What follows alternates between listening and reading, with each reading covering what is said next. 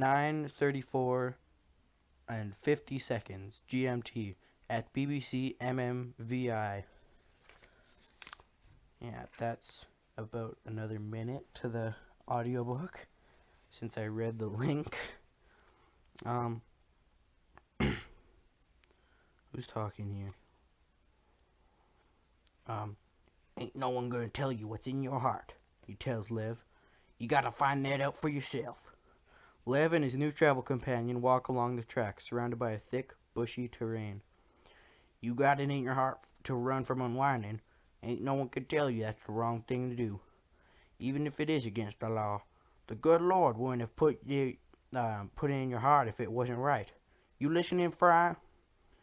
'Cause this here is wisdom. Wisdom you can take to the grave, then dig it up again when you need some solace. Solace, that means comfort. I know what solace means, says Lev, peeved by the mention of the good Lord, who hasn't done much for Lev lately except confuse things. The kid is 15, and his name is Cyrus Finch, although he doesn't go by that name. No one calls me Cyrus, he had told Lev shortly after they met. I go by Sci-Fi. And since Sci-Fi is impartial in nicknames, he calls Lev Fry, short for Small Fry, since it has the same number of letters as Lev. He says it's appropriate. Lev doesn't want to burst his bubble by pointing out that his name is Levi, that his full name is Levi. Sci-Fi enjoys hearing himself talk. Oh, that's good, because I got a good voice for him. I make my own roads in life, he tells Lev. That's how come we're traveling the rails instead of some dumb old country road. Sci-Fi is a umber. That's what I'm gonna say. Umber. They used to call us black. Can you imagine? And there was an artist dude, mixed race himself. A little bit of this, a little bit of that. He got famous though for painting people of African ancestry in the deep south. The color he used most was umber. People liked that a whole lot better, so it stuck. Bet you didn't know where the word came from, did you, Fry? Following right along, they start calling so-called white people sienna after another paint color. Better words. They didn't have no judgment to them. Of course, it's not like racism is gone completely, but as my dad likes to say, the veneer of civilization got itself a second coat. You like that, Fry? The veneer of civilization? He slowly sweeps his hand in the air as he says it, like he's feeling the line finish off the table. My dads are always saying stuff like that. Sci-Fi's a runaway, although he claims not to be. I ain't no runaway, I'm a run too, he had told Lev when they first met, although he won't tell Lev where he's running to. When Lev asked, Sci-Fi shook his head and said, information shall be given on a need-to-know basis. Well, he can keep a secret because Lev doesn't care where he's going. The simple fact is that he has a destination is enough for Lev. It's more than Lev has. Destination implies a future. If this umber-skinned boy can lend Lev that much, it's worth it to travel with him. They had met at a mall. Hunger had driven Lev there. He had hidden in dark, lonely places for almost 2 days after he lost Connor and Risa. With no experience being a street rat, he went hungry. But eventually hunger turns anyone into a master of survival. The mall was a mecca. Mecca? Mecca? I'm going to say mecca. For a newborn street rat. The food court was full of amazingly wasteful people. The trick, Lev discovered, was to find people who bought more food than they could possibly eat, and then wait until they were done. But half the time, they just left it on the table. Those were the ones Lev went after, because he might have been hungry enough to eat table scraps, but he was still too proud to rifle through the trash. While Lev was finishing off some cheerleader's pizza, he heard a voice in the air. You gotta be eating those other folks' garbage, fool. Lev froze. Certainly it was a security guard ready to haul him away. But it was only this tall umber kid with a funny grin, wearing attitude like it was cologne. Let me show you how it's done. Then he went to a pretty girl who was working for the Wicked Walk Chinese food concession, flirted with her with a few minutes, and then left with nothing. No food, no drink, nothing. I think I'll stick to leftovers, Lev had told him. Patience, my man. See, it's getting on towards closing time. All these places, by law, gotta get rid of all the food they made today. They can't just keep it and refuse it and reuse it tomorrow. So where do you think that food goes? I'll tell you where it goes. It goes home with the last shift. But the people who work these places ain't gonna eat that stuff on the counter. They're sick to death of it. See that girl I was talking to? She likes me. I told her I worked at Shirt Bonanza downstairs. I could get some overstock, maybe. Do you work there? No. Are you even listening to me? So anywho, right before closing, I'm gonna get myself over to Wicked Walk again. I'll give her a smile, and I'll be all like, hey, what you doing with that leftover food? And she'll be all like, what you got in mind? And 5 minutes later, I'm walking away with an orange chicken heaven, with enough to feed an army. And sure enough, it exactly happened like he said it would. Lev was amazed. Stick with me, Sci-Fi had said, putting his fist in the air. And as God is my witness, you will never go hungry again. Then he added, that's from Gone with the Wind. I know, said Lev, which in fact he didn't. Lev lied. Wow. Lev had agreed to go with him because he knew the two filled each other in the Lev had agreed to go with him because he knew the two filled a need in each other. Sci-Fi was like a preacher and with no flock. He couldn't even exist without an audience, and Lev needed someone who could fill his head with ideas, to replace his lifetime of ideas that had been taken from him. A day later, Lev's shoes are worn and his muscles are sore. The memory of resetting Connor is still a fresh wound, and it doesn't want to heal. Chances are they were caught. Chances are they've been unwound. All because of him. Does that make him an accomplice to murder? How could it when unwinds aren't really dead? He doesn't know whose voice is in his head anymore. Is it Father's? Pastor Dan's? It just makes him angry. He'd rather hear Sci-Fi's voice outside his head than whatever voices were inside. Schizophrenic! The terrain around them hasn't changed much since they left town. High shrubs and smattering of trees. Some of the growth is evergreen, some of it is yellow, turning brown. Weeds grow up between the train tracks, but not too tall. Any weed dumb enough to grow tall ain't got no chance. It gets replaced by the next train that comes through. Decapitated. That means head cut off. I know what decapitated means. And you can stop talking that way. All double negatives and stuff. Sci-Fi stops right there in the middle of the railroad tracks and stares at Lev like he's trying to melt him with his eyes. You got a problem with the way I talk? You got a problem with an old world umber patois? I do when it's fake. What you talking about, fool? It's obvious. I bet people never even said like that, fool.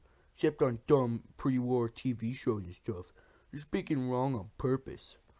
Wrong? What makes it wrong? It's classic, just like those TV shows. And I ain't pretending you're disrespecting my patos. Patos means, I know what it means, Lev says, even though he isn't entirely sure. I ain't stupid. Sci-Fi puts up an accusing finger like a lawyer. Uh-huh, you said ain't. Now who's talking wrong? That doesn't count. I said it because that's all I hear from you. After a while, I can't help but sound like you. After that, Sci-Fi grins. Yeah, he says. Ain't that the truth? All world umber is contagious. It's dominant. And talking the talk doesn't make a person dumb. I'll have you know I've got the highest reading and writing score in my school, Fry. But I gotta respect my ancestors and all they went through so it could be here. Sure, I can talk like you, but I choose not to. It's like art, you know? Picasso had to prove to the world he could paint in the right way before he goes putting both eyes on one side of a face and nose sticking out of kneecaps and stuff. So if you paint wrong, that's because the best you can do is just a jump. But you do it because you want to, then you're an artist. He smiles at Lev. That's a bit of sci-fi wisdom right there, Fry. You can take that to the grave and dig it up when you need it. Sci-Fi turns and spits out a piece of gum that hits a train rail and sticks there. When he shoves another piece in his mouth. Anyway, my dad's got no problem with it, and they're Lily Sienna like you. They? So I had said dads before, but Lev figured it was just some old lumber talk. Yeah, says Sci-Fi with a shrug. I ain't got two, ain't no thing. I got two, ain't no thing. Lev tries his best to process this. Of course, he's heard of male parenting, or yin families, they're currently called. But in the sheltered structure of his life, such things were always belonged in an alternate universe. Sci-Fi, however, doesn't even catch Lev's surprise. He's still on his brag jag. Yeah, I got myself an IQ of 155. Did you know that, Fry? Of course you're not. How would you know? Look at this guy. He's really smart. He knows everything. IQ 155. Then he hesitates. It went down a few points, though, on account of the accident. I was on my bike and I got hit by some damn fool in a Mercedes. He points to the scar on the side of his head. What a mess. Splattered, you know. I was nearly roadkilled. And, it turned my temporal lobe into jello. He shivers as he thinks about it, then shrugs. Brain damage ain't a problem like it used to be. They just replaced the brain tissue and you're good as new. My dad's even paid off a surgeon so I get an entire temporal lobe from an unwind. No offense. I ain't getting a bunch of brain bits like people are supposed to get. Lev knows about that. His sister Kara has epilepsy, so they replaced a small part of her brain with 100 tiny brain bits. It took care of her problem, but she didn't seem any worse for it. It never occurred to Lev where those tiny pieces of brain tissue might have come from. See, brain bits work okay, but they don't work great, Sci-Fi explains. It's like putting a spackle over a hole in a wall. No matter how well you do it, that wall ain't never going to be so good. My dad makes sure I got an entire temporal lobe from a single donor, but that kid wasn't as smart as me. I ain't no dummy, but he didn't have 155. The last brain scan put me at 130. That's in the top 5% of the population and still considered a genius. but not with a capital G. What's your IQ? He asks Lev. Are you a dim light bulb or high wattage? Lev sighs. I don't know. I don't know. My parents don't believe in intelligence scans. It's kind of a religious thing. Everyone's equal in God's eyes and all that. Oh, you come from one of those families. Sci-Fi takes a good look at him. So they're all high and mighty. Why are they unwinding you? Although Lev doesn't want to get into it, he figures Sci-Fi is the only friend he's got. Might as well tell him the truth. I'm a tithe. Sci-Fi looks at him, with eyes all wide, like Lev just told him he was God himself. Damn, so you all holy and stuff? Not anymore. Sci-Fi nods and purses his lips, saying nothing for a while. They walk along the tracks. The railroad ties change from wood to stone, and the gravel on the side of the tracks now seems better maintained. We've just crossed the state line, Sci-Fi says. Lev would ask him which state they crossed into, but he doesn't want to sound stupid. Any spot where multiple tracks merge or diverge. There's a little two-story shack standing like a displaced lighthouse, a railroad switch house. There are plenty of them along this stretch of line, and these are the places Lev and Sci-Fi found shelter each night. Are you afraid, aren't you afraid someone from the railroad will find us here?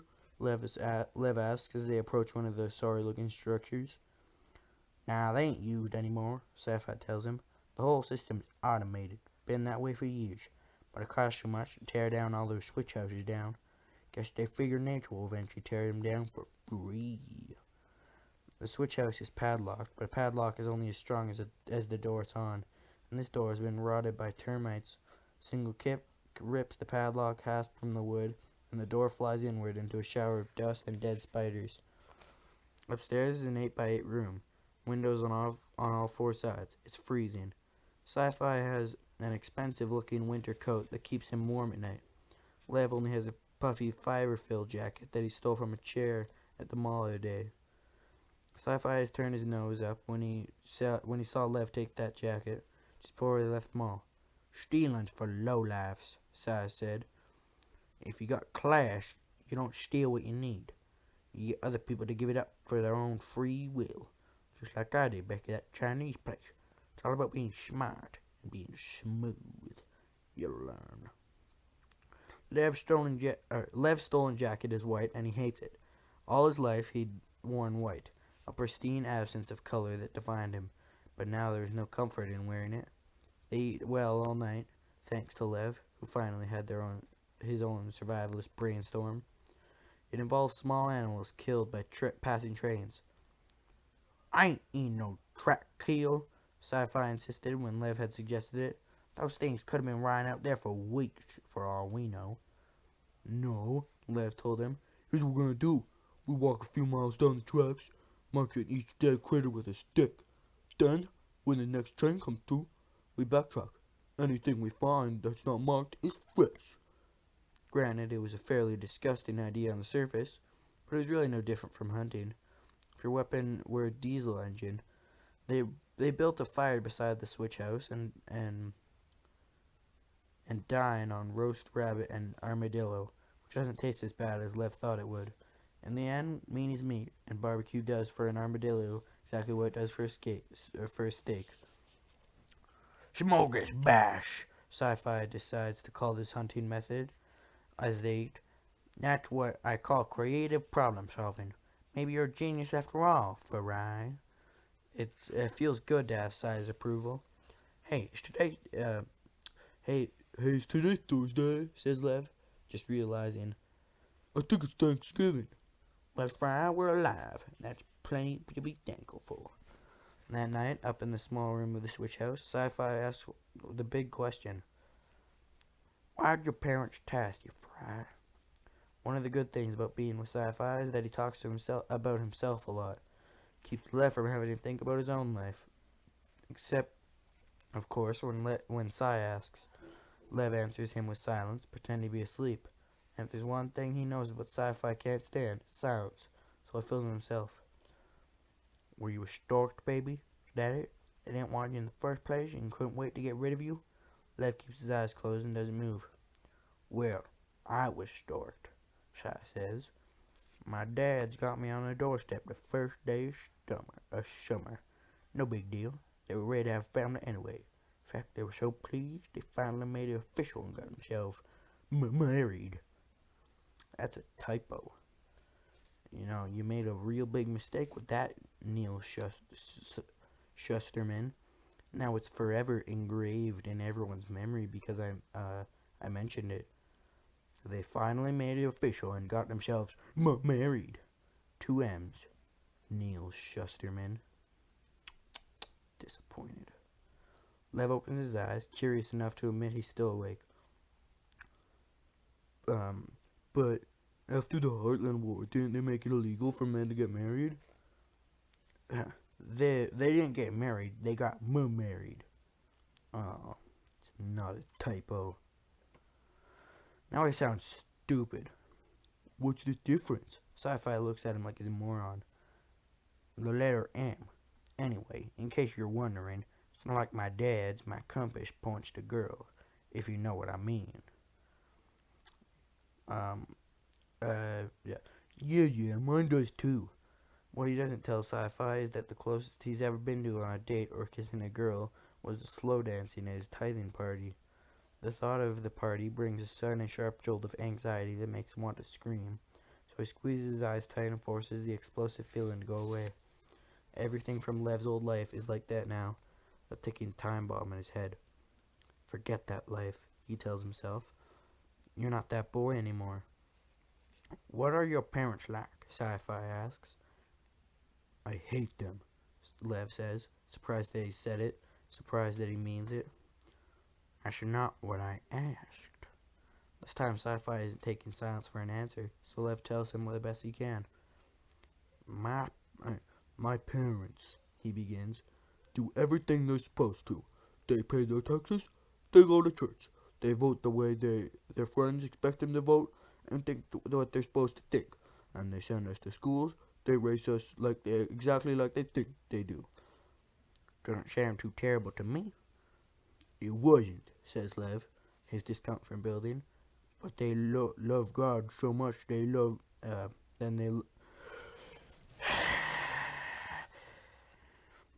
anger is what I'm feeling right now as I mess up. But they love God more than they love me, and I hate them for it. So I guess that means I'm going to hell. Tell you what, when you get there, save room for me, okay? Why? What makes you think you're going there? I don't, but just in case, gotta plan contingencies, right? 2 days later, they find themselves in the town of Scottsburg, Indiana. Well, at least Lev finally knows what state they're in. He wonders if maybe this if this is Sci-Fi's destination. Sci hasn't said anything either way. They've left the railroad tracks, and Sci-Fi tells Lev that they have to go south on country roads until they find tracks heading in that direction. Sci hasn't been acting right. It began the night before. Something in his voice, something in his eyes too. At first Lev thought it was his imagination, but now in the pale light of the autumn day, it's clear that Sci-Fi isn't himself. He's lagging behind Lev instead of leading. His stride is all off, more like a shuffle than a strut. Makes Lev anxious in a way he hasn't been before he met Sci-Fi. Are you gonna tell me where we're going? Lev asks, figuring that maybe they're close, and maybe that's why Sci-Fi's acting weird, or Sci's acting weird. Sci-Fi hesitates, weighing the wisdom of saying anything. He finally says, we're going to Joplin. That's in the southwest Missouri, and we've still got a long way to go. In the back of his mind, Lev registers that Sci-Fi has completely dropped the old Umber way of talking. Now he sounds like any other kid Lev might have known back home, but he's also acting something dark and throaty about his voice now, too, vaguely menacing, like the voice of a werewolf before it turns. What's in Joplin? Lev asks. Nothing for you to worry about. That's what he sounds like now. That's what Sci-Fi sounds like. But Lev is beginning to worry, because when Sci-Fi gets where he's going, Lev will be alone again. This journey was easier when he didn't know the destination. As they walk, Lev can tell Sai's mind is somewhere else. Maybe it's in Joplin. What could be there? Maybe a girlfriend moved there. Maybe he'd track down his birth mother. Lev has worked up dozens of reasons for Sci-Fi to be on this trip, and then there's probably a dozen more that he hasn't thought of. There's a main street in Scottsburg, trying to be quaint, but just looking tired. It's late morning as they move through town. Restaurants are gearing up for the lunch crowd. So are you gonna use your charms to get us a free meal, or is it my turn to try? Lev asks. He turns to Sai, but he's not there. Quick scan of the shops behind him, and Lev sees a door swing closed. It's a Christmas store. Its windows all done up in green and red decorations, plastic reindeer, and cotton snow. Lev can't imagine Sai has gone in there, but when he peers in the window, there he is, looking around like a customer. And with the weird way Sci-Fi has been acting, Lev has no choice but to go in as well. It's warm in this store and smells of artificial pine. It's the kind of scent that they put on cardboard air fresheners. There are fully trimmed aluminum Christmas trees all around, displaying all sorts of holiday decorations, each with a different theme. In another time and place, Lev would have loved wandering through a store like this. The saleswoman eyes them suspiciously from behind the counter. Lev grabs Sai's shoulder. Come on, let's get out of here. But Sai shakes him off that's Lev. Come on, let's get out of here. But Sai shakes him off and goes over a tree that's decorated in all glittering gold. He seems mesmerized by the bulbs and tinsel. There's the slightest twitch right beneath his left eye. Sorry, whispers Lev. Come on, we gotta go to Joplin, remember? Joplin. But Sai is not moving. The saleswoman comes over. She wears a holiday sweater and a holiday smile. Can I help you find something? No, says Lev. We were just leaving. A nutcracker, says Sai. I'm looking for a nutcracker for my mom. Oh, they're on the back wall. The woman turns to look across the store, and the moment she does, Sai picks a dangling gold bauble from the glittering tree and slips it into his coat pocket. Lev just stands there, stunned. Sai doesn't even spare Lev a glance as he follows the woman to the back wall where they discuss nutcrackers. There's a panic brewing deep down in Lev now, slowly fighting its way to the surface. Sai and the woman chat for a few moments more, then Sai thanks her and comes back to the front of the store. I've got to make more money from home, he says in his Sai, not Sai voice. I think my mom will like the blue one. You don't have a mom, Lev wants to say, but he doesn't because that all that matters is now he's getting out of the shop. All right then, says the saleswoman. You have a nice day. Sai leaves and Lev makes sure he's behind them. Just in case Sai suddenly has a phantom urge to go back in the store and takes. Then, the moment the door closes behind them, Sci-Fi takes off. He doesn't just run, he ejects, like he's trying to burst out of his own skin. He bolts down the block, then into the street, then back again. Cars horn, a truck nearly mows him down. He darts in random directions like a balloon losing air, and then disappears into an alley far down the street. It's not about the gold Christmas bulb. Can't be. It's a meltdown. It's a seizure, the nature of which Lev can't even begin to guess. I should let him go, Lev thinks. Let him go, then run in the opposite direction, and not look back. Lev could survive on his own now. He's gone street smart enough. He could do it without Sci-Fi. But there was that look about Sai before he ran. Desperation. It was like the look in Connor's face the moment he pulled Lev out of his father's comfortable sedan. Lev had turned on Connor. He will not turn on Sci-Fi. With a pace and a stride far steadier than Sci-Fi's, Lev crosses the street and makes his way down the alley. Sci-Fi! He calls loud. He calls loud enough to be heard, but not loud enough to draw attention. Sai! He glances in dumpsters and doorways. Cyrus, where are you? He comes to the end alley and looks left and right. No sign of him. Then, as he's about to lose hope, he hears, Fry? He turns his head and listens again. Fry, over here. This time, he can tell where it's coming from. Playground on his right. green plastic, and steel poles painted blue. There are no children playing. The only sign of life is the tip of Sci-Fi's shoe poking out from behind the slide. Lev crosses through a hedge, steps down into the sand that surrounds the playground, and circles the apparatus until Sci-Fi comes into view. Lev almost wants to back away from what he sees. Si's curled, knees to his chest, like a baby. The left side of his face is twitching. His left hand quivers like gelatin. He grimaces like he's in pain. "What is it? What's wrong? Tell me, maybe I can help you." "Nothing. Nothing," Sci-Fi hisses. "I'll be all right." But to Lev, he looks like he's dying. In his shaking left hand, Sci-Fi holds the ornament he stole.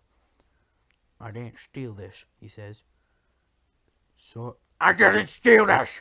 He smashes the heel of his hand right against the side of his head.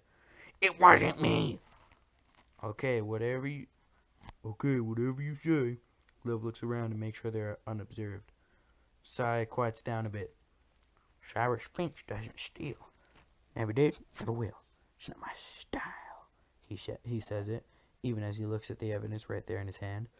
But in a second, the evidence is gone. Sci-Fi raises his right fist and smashes it to his left palm, shattering the bulb. Gold glass tinkles to the ground. Blood begins to ooze from his left palm and right knuckles. "Sai, your hand." Don't worry about that," he says. I want you to do something for me, Fry. Do it before I change my mind." Lev nods. "See my coat over there? I want you to look in the pockets." Sci-Fi's heavy coat is a few yards away, tossed over the seat of a swing. Lev goes to the swing and picks up the coat. He reaches into the inside pocket and finds, of all things, a gold cigarette lighter. He pulls it out. Is that Sai? Is that it, Sai? You want a cigarette?" If a cigarette would bring Sci-Fi to this, Lev would be the first to light it for him. There are far things more illegal than cigarettes anyways. "Check the other pockets." Lev searches the other pockets for a pack of cigarettes, but there are none. Instead, he finds a small treasure trove.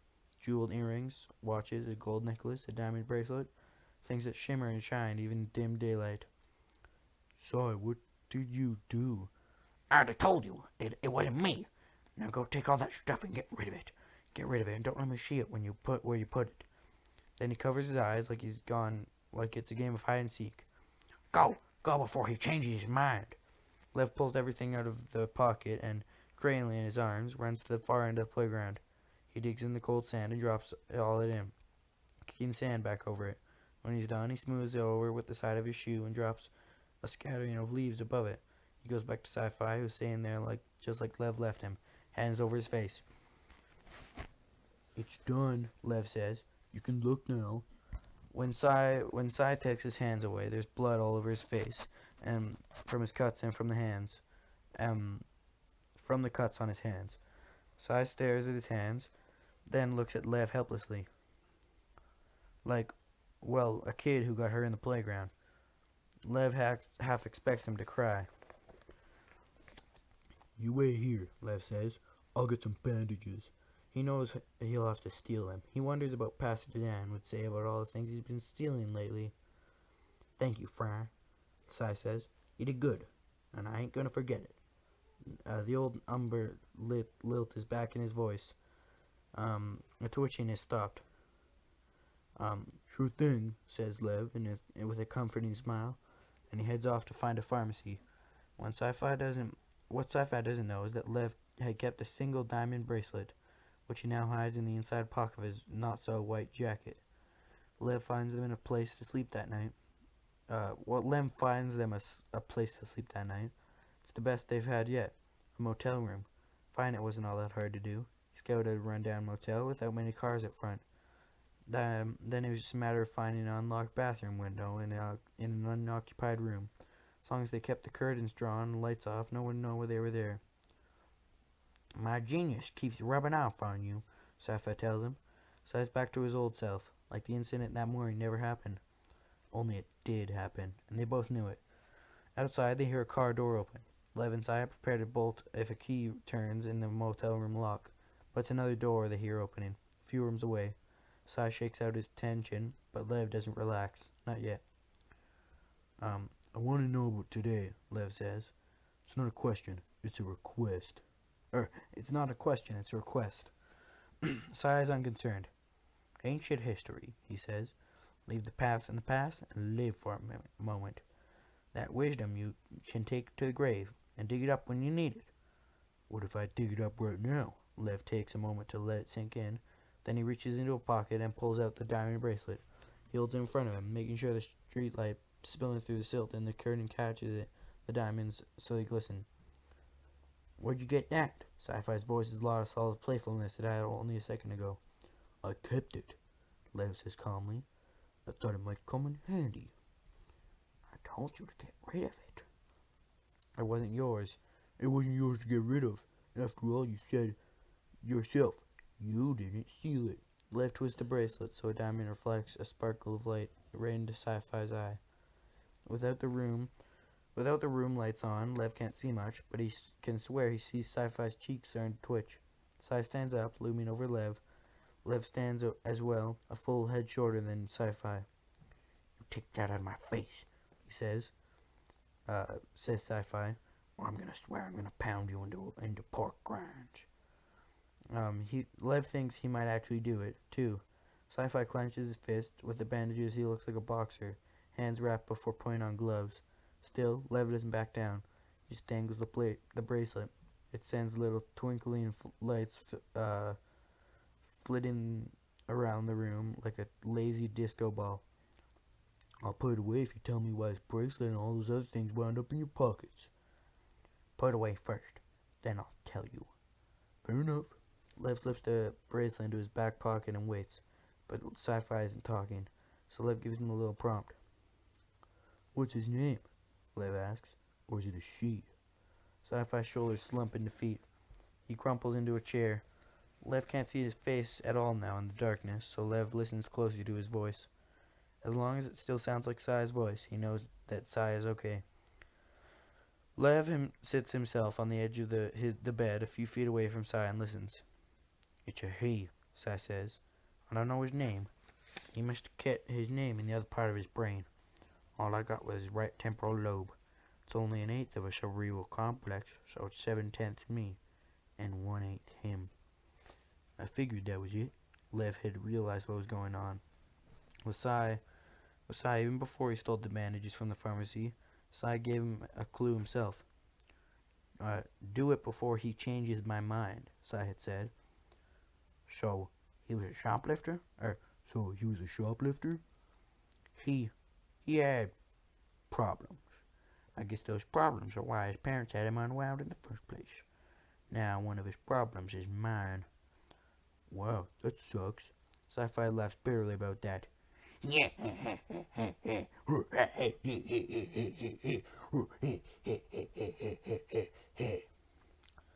a long laugh. Yeah, Fry, it does. It's kind of like what happened to my brother Ray, says Lev. He went to his government auction thing, ended up with 10 acres on a lake, and it cost next to nothing. Then he finds out that the land came with a bunker full of toxic chemicals seeping into the ground. Now he owned it, so now it was his problem. Cost him almost 10 times the cost of the land to clean up the chemicals. Sugar. Oh, that was Lev? Oh. Well, whatever. Lev turned into Sai for a second. Yeah, but then those chemicals weren't in his brain. Sai looks down for a moment. He's not a bad kid. He's just hurting real bad. The way Sai's talking, it's like the kid is still in there, right in the room with them. He's got this urge about him to grab things, like an addiction, you know? Shiny things, mostly. It's not like he really wants them, it's just that he kind of needs to snap them up. I figure he's a kleptomaniac. That means, well, you know what that means. So he talks to you? No, not really. I didn't get the part when they uses words. I got feelings mostly images, but usually just feelings. When I get an urge, I don't know where it's coming from. I know it's from him, like the time I saw his Irish setter on the street and I wanted to go over and pet it. I'm not a dog person, see, but all of a sudden I wanted to pet that pooch. Now that Sai's talking about it, he can't stop. It's all spilling out like water over a dam. Paying that dog was one thing, but the stealing is another. Stealing makes me mad. I mean, here I am, a law-abiding citizen, never took nothing that didn't belong to me my whole life. Now I'm stuck with this. There's people out there, like that lady in the Christmas store. They see a number kid like me, and they automatically assume I'm up to no good. And now, thanks to this kid in my head, they're right. And you want to know what's funny? The kid was Lily Sienna, like you. Blonde hair, blue eyes. Hearing that surprises Lev. Not the description, but the fact that Sai can describe him at all. You know what he looked like? Sci-Fi nods. I see him sometimes. Sorry, but sometimes I can't. I close my eyes and imagine myself looking into a mirror. I just usually see myself reflected, but once in a while I can see him. It's only for an instant, kind of like trying to catch a bolt of lightning after you've already seen the flash. But other people, they don't see him when he steals. It's me they see. My hands grabbing. The people who matter know it's not you. Your dad's. They don't know about this, Sat says. They think they did it to me a favor, sticking me with this brain chunk. If I told them about it, they'd feel guilty until the end of time. So I can't tell them. Lev doesn't know what to say. He wishes he'd never brought it up. He wishes he hadn't insisted on knowing. But most of all, he wishes Sai didn't have to deal with this. He's a good guy. He's a good guy. He deserves a better break. And this kid, he doesn't even understand he's part of me, Sai says. It's like those ghosts that don't know they're dead. He keeps trying to be him and can't understand why the rest of him ain't there. All of a sudden, Lev realizes something. He lived in Joplin, didn't he? Sai doesn't answer for a long time. That's how Lev knows it's true. Finally, Sai says, there are things he's still got locked him up in my brain that I can't get at. All I know is he's got to get to Joplin, and so I gotta get there too. Once we're there, maybe he'll leave me alone. Sci-Fi shifts his shoulders, not in a shrug, but an uncomfortable roll, like it's when you get an itch on your back or a sudden shiver. I didn't want to talk to him no more. I don't want to talk about him anymore. His 1/8 feels a whole lot bigger when I spend time hanging around in his gray matter. Lev wants to put his arm around Sai's shoulder like an older brother to comfort him, but he just can't bring himself to do it. So instead he pulls a blanket from the bed and wraps it around Sai as he sits in the chair. What's this all about? What's this all about? Just making sure you two stay warm. Oh, it was right the first time. What's this all about? Just making sure you two stay warm. And then he says, don't worry about anything. I've got it all under control. How's Lev again? Whatever. Sci-Fi laughs.